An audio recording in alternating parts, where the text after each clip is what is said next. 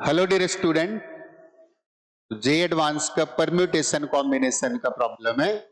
ये कॉम्बिनेशंस लिखे हुए हैं तो इनको प्रॉपरली लिख लेते हैं। पहले 30C0 30C10 minus 30C1 30C11 plus 30C12 30C2 30C12 minus and so on. Last वाला टर्म है 30C20 and 30C30। Clear? Actually यहाँ पे ये भी बढ़ रहा है और ये भी बढ़ रहा है, 0 1 2 3 and so on and 10 11 12 and so on. तो पहले मैं इसको उन नजरों से देखना चाहूंगा जो हमें कंफर्टेबल लगते हैं। मतलब मैं एक को इंक्रीजिंग और एक को डिक्रीजिंग देखना चाहूंगा। शायद कुछ देखे देखते हैं।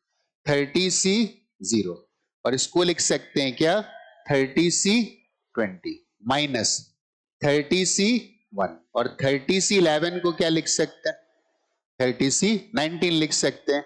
तो 30C19 अगला वाला भी लिख लेते हैं 30C2 और इसको लिख सकते हैं 30C18। वैसे ये सब किया कैसे, तो ये हम लोगों ने किया NCR is equal to NC n minus are.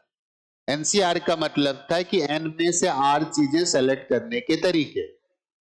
तो R सेलेक्ट करना हो या n माइनस आर रिजेक्ट करना हो, बातें दोनों बराबर है। इसका मतलब जितने तरीके से हम R सेलेक्ट कर सकते हैं उतने तरीके से n माइनस आर को रिजेक्ट कर सकते हैं, इसलिए दोनों वैल्यूज बराबर हो गई और हमने ये लिख ली। और आखिरी वाला टर्म आ गया 30C20 इंटू 30C10। अच्छा, इससे फायदा क्या हुआ? इससे फायदा हुआ कि इन दोनों का सम हर जगह सेम आ रहा है। कितना आ रहा है?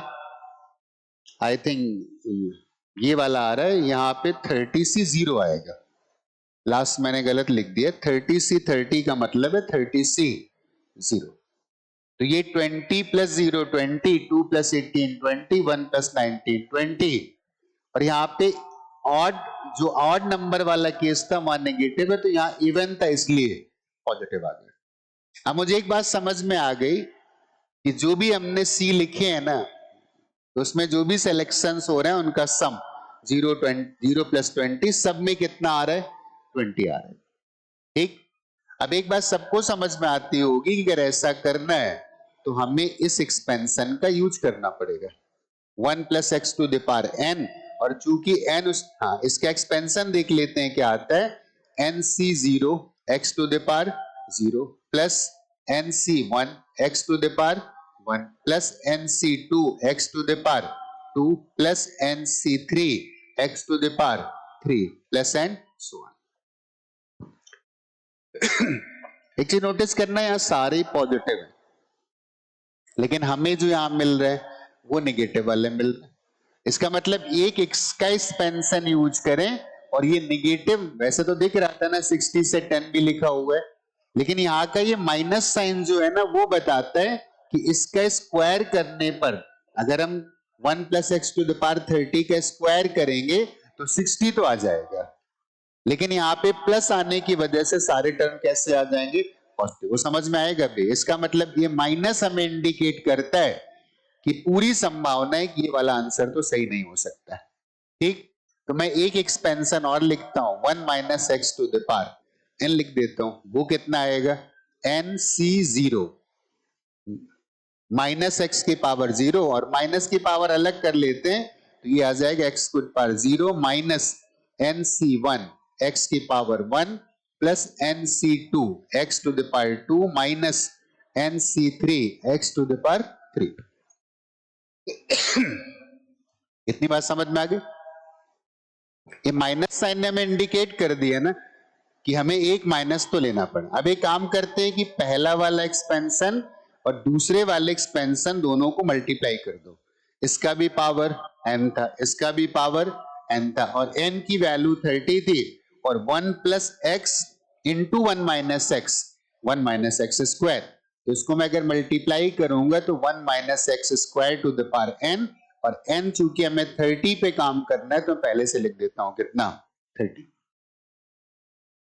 राइट साइड पे क्या लिखना है, राइट साइड पे लिखना था 30C0 x to the power 0 plus 30c 1 x to the power 1 plus 30c 2 x to the power 2 plus and so on. और दूसरा ब्रैकेट बिल्कुल वैसे लिख देते हैं, कितना, nc 0 x to the power 0 minus nc 1 x to the power 1 plus nc 2 x to the power 2 minus nc 3 x to the power 3।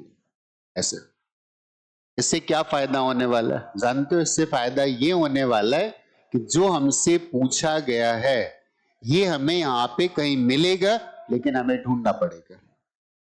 Notice करना, 30c0 मतलब इस ब्रैकेट से हम ये वाला उठाएं, इन सबके मल्टीप्लीकेशन करेंगे ना, इस टर्म को उनसे मल्टीप्लाई करेंगे, इसका x की पावर 0, तो यहां पे एक मिलेगा 30c20, उसका x का पावर 20 आएगा। ठीक है ना? तो जो भी पावर इनके मल्टीप्लीकेशन से, यहां से 1 उठाओगे तो वहां से x टू द पावर 19 उठाओगे, और तब देखोगे 30c1 मिल रहा है और वहां से 30c19 मिल रहा है। इसका मतलब ये जो लिखा हुआ है ना, वो इस राइट साइड के एक्सप्रेशन में कुछ और नहीं लिखा हुआ है, बल्कि वो x टू द पावर 20 का कोएफिशिएंट लिखा हुआ है। x टू द पावर 20 कैसे मिलेगा? पहले ब्रैकेट से x का पावर 0 मिल जाए, दूसरे ब्रैकेट से x का पावर 20 मिल जाए, या पहले ब्रैकेट से x का पावर 1 मिल जाए और दूसरे ब्रैकेट से x का पावर 19 मिल जाए। तो देखते हैं यहां से 0 मिला 30c0, यहां से 20 वाला उठाएंगे 30c20, और वो टर्म एक्चुअली यहां पे लिखा हुआ है। क्लियर? यहां से ये वाला टर्म उठाते हैं 30c1 x का पावर 1, और वहां से x टू द पावर 19 अगर चेक करोगे तो वहां से आएगा कितना, -30c19, और शायद वो ये वाला टर्म लिखा हुआ है। इसका मतलब इस राइट साइड में जो भी लिखा हुआ है उसमें x टू द पावर 20 का जो भी कोएफिशिएंट है, हमसे एक्चुअली उसी कोएफिशिएंट की बात की जा रही है, लेकिन x टू द पावर 20 का कोएफिशिएंट हम यहां से निकाल सकते हैं। इस बात को मैं अलग से लिख देता हूं, on right hand side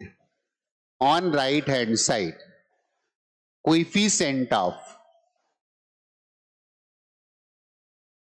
x to the power 20 is equal to, ये वही कोएफिशिएंट है जो हमसे पूछा गया, and this will be the same coefficient on the left side। तो हमारा अगला टास्क होगा कि हम लेफ्ट साइड में x to the power 20 का कोएफिशिएंट निकालें, और लेफ्ट साइड है क्या? लेफ्ट साइड है 1 minus x square to the power 30, और इसमें हमें फाइंड क्या करना है? इसमें हमें फाइंड करना है x टू द पावर 20 का कोएफिशिएंट, ये फाइंड करना है। क्लियर? तो x टू द पावर 20 का कोएफिशिएंट अगर निकालना है ना, तो मैं इसका एक्सपेंशन ऐसे लिखता हूं, 30c0 minus x square to the power 0, इसको बोल दो ना 1 plus x to the power n लिखा हुआ है, तो अगला आएगा 30c1 and minus x square की पावर 1, यहां पे शायद पावर 2 आ गया है। ठीक है ना? और हमें चाहिए पावर 20 का, इसका मतलब ऐसे चलते चलते चलते हमें लिखना पड़ेगा माइनस एक्स स्क्वायर की पावर 10, और ये अपने आप ही 20 बन जाएगा, then this will be 30c10। इसका मतलब ये जो टर्म लिखा हुआ है ना, इस टर्म में, और ये नेगेटिव भी खत्म हो जाएगा, दैट विल बी पॉजिटिव। तो x टू द पावर 20 का कोएफिशिएंट कितना आ गया? दैट इज 30c10 आ गया। तो यहां पे x टू द पावर 20 का कोएफिशिएंट आ गया, दैट इज 30c10। इसका मतलब कौन सा आंसर करेक्ट होगा? 30c10, this answer will be correct.